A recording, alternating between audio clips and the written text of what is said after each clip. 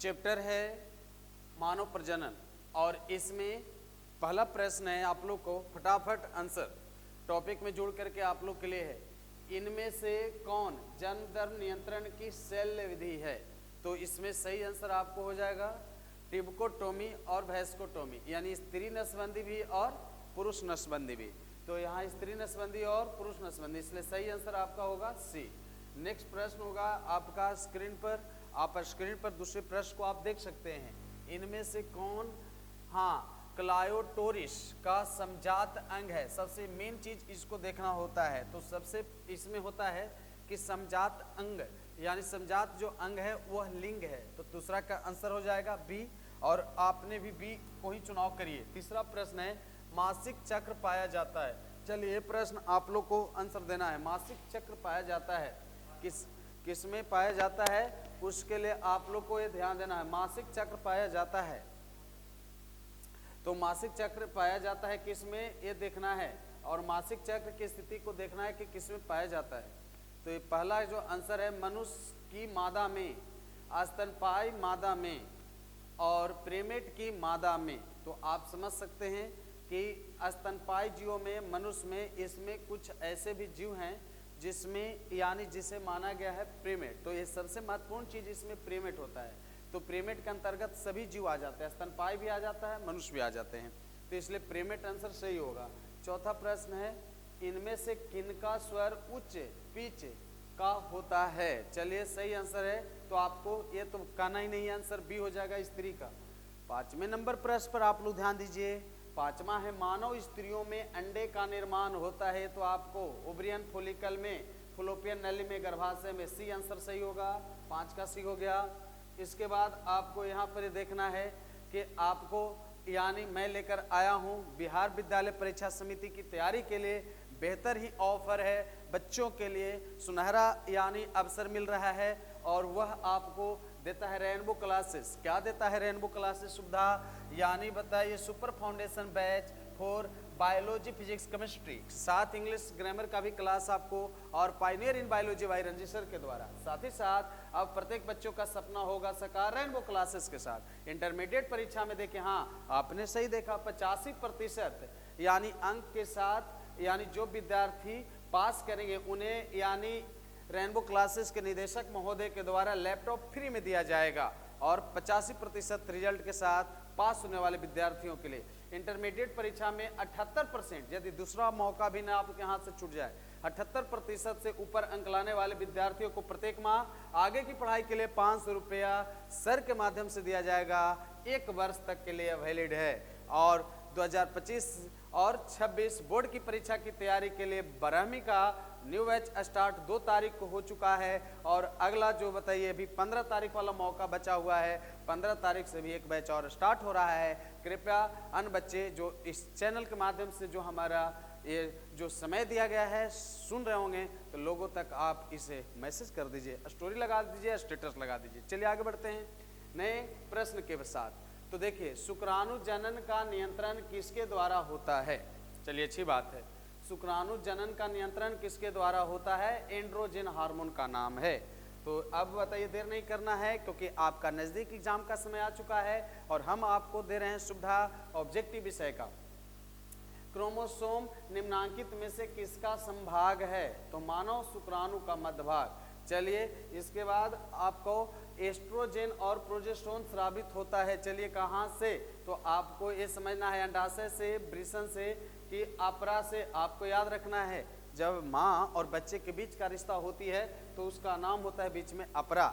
समझ गए होंगे सारे लोग। इसके बाद आपको 9 नंबर का प्रश्न है स्क्रीन पर। एक्रोसोम भाग है किसका है? शुक्राणु का। इसमें कोई आपको गलत होगा ही नहीं क्योंकि आपने सही आंसर बनाया रहा है। ग्रीवा, ग्रीवा किसमें पाया जाता है? तो आप इसको सही आंसर ढूंढना चाहेंगे तो ग्रीवा गर्भाशय के बॉडी एवं ओनी के बीच। बहुत अच्छा बात है, जो जानते हैं यही यानी बताइए कहाँ है? यही सर्विक्स है जो 7 केजी तक बच्चे को वजन को थामे रखता है। जब स्त्री गर्भवती रहती है तो उनके गर्भावस्था में 7 केजी तक के वजन को थामने के लिए ग्रीवा पर्याप्त है। और अगला प्रश्न है एस्ट्रोजन का स्रवन किसमें होता है? तो इसका सही आंसर होगा पिट्यूटरी ग्रंथि द्वारा, क्योंकि यह बनाता है फोलिकल स्टिमुलेटिंग हार्मोन। अगला प्रश्न है आपको, क्लीवेज के लिए क्या सही कथन है? सही कथन क्या है?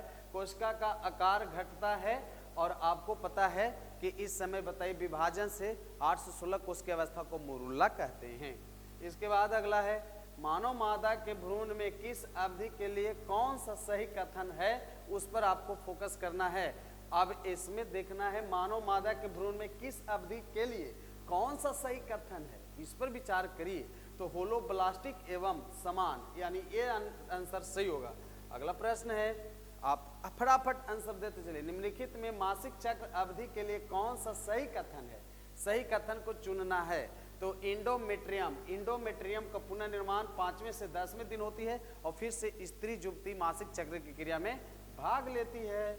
इसके बाद सर्टोली सेल का नियंत्रण पिट्यूटरी के किस हार्मोन द्वारा होता है? यहाँ पर ए है, तो इसका सही आंसर हो जाएगा प्रोलैक्टिन। सर्टोली सेल प्रोलैक्टिन याद रखिए। अगला प्रश्न है सबके लिए, और देखिएगा, मेंस्ट्रुएशन का तत्काल कारण किस हार्मोन की वापसी है? तो प्रोजेस्टेरोन हार्मोन, यानी मासिक चक्र के 15वें से 28वें दिन के बीच बनता है प्रोजेस्टेरोन हार्मोन, आपको याद होनी चाहिए। और 1 से 14वां दिन बनता है ओस्ट्रोजन, ये भी आपको याद रखना है, क्योंकि कभी कभी पूछता है कि मासिक चक्र के पहले दिन से 14वें दिन ओस्ट्रोजन और 15वें से 28वें दिन तो प्रोजेस्टेरोन हार्मोन सही आंसर होगा। 17 नंबर है, शुक्राणु का अक्षीय तंतु किससे बनता है? अक्षीय तंतु, तो यहाँ होगा दुरस्थ यानी वर्तलिका। इसके बाद अगला प्रश्न है, मानव में किस तरह का प्लासेंटा पाया जाता है? तो इनमें से यानी क्रोनिक, हेमोकोरियल और मेटाडिस्कोडल, यानी थ्योरी में आप पढ़ेंगे तो इसमें डी आंसर सही होगा। इसके बाद आपका है, किसकी अनुपस्थिति में निषेचन नहीं हो सकता है? चलिए आंसर आप लोग बना सकते हैं। इसमें आपको यानी कैल्शियम की अनुपस्थिति में ये संभव नहीं है। अगला प्रश्न है 20 नंबर, जन्म के बाद माता से प्रथम दुग्ध स्राव यानी कोलोस्ट्रम कहते हैं, इसमें निहित है कहाँ? तो आपको बताइए कोलोस्ट्रम में कौन सा इम्यूनोग्लोबिन पाया जाता है? आप घबराइएगा नहीं, आईजीजी यहाँ है और आपको आईजी यहाँ है, यानी क्या है? तो आईजी का पहला आईजी का मतलब इम्यूनोग्लोबिन है और इम्यूनोग्लोबिन ए, याद रखेगा। तो दूध से आपको इम्यूनोग्लोबिन ए की प्राप्ति होती है। अगला है, हाँ, प्रोस्टाग्लैंडिन क्या है? तो आखिर प्रोटीन है, कार्बोहाइड्रेट है, लिपिड है, ये असंतृप्त है। असंतृप्त एक होता है संतृप्त, जिसमें मात्रा सीमित हो जाए, संतृप्त, और ना मात्रा बताइए सीमित हो, असंतृप्त। तो प्रोस्टाग्लैंडिन है, असंतृप्त भाग है। और 22 नंबर प्रश्न है आपका, स्क्रीन पर देख सकते हैं, सेमिनल वेसिकल के स्रवन द्वारा फ्रुक्टोज की उपस्थिति, हाँ, फोरेंसिक जांच में प्रदर्शित करता है किसका? तो इसमें आपको अवैध यौन संबंध यानी बलात्कारिक यानी स्थिति को भी पता कर लिया जाता है। उसके बाद शुक्राणु जनन किसके द्वारा अभिभूत होता है? तो इसमें आपका सही आंसर होगा फोलिकल स्टिमुलेटिंग हार्मोन, ए नंबर होगा सही। और आपने बढ़ गया है 24वें प्रश्न के साथ, शुक्राणु जनन द्वारा एक प्राथमिक शुक्राणु कोशिका से कितने शुक्राणु बनते हैं? तो आपको ये 4 आंसर सही होगा। और लास्ट आपका प्रश्न है आज का टॉपिक का, और आप पढ़ रहे हैं फटाफट आंसर के साथ, और यह आपको मौका देता है रेनबो क्लासेस बायोलॉजी का ऑब्जेक्टिव प्रश्न में। और यह है आपका रफीगंज का यानी बेहतर सा संस्थान, जहां पढ़ते हैं बायोलॉजी विषय में बच्चे और लाते हैं एक अच्छा अंक।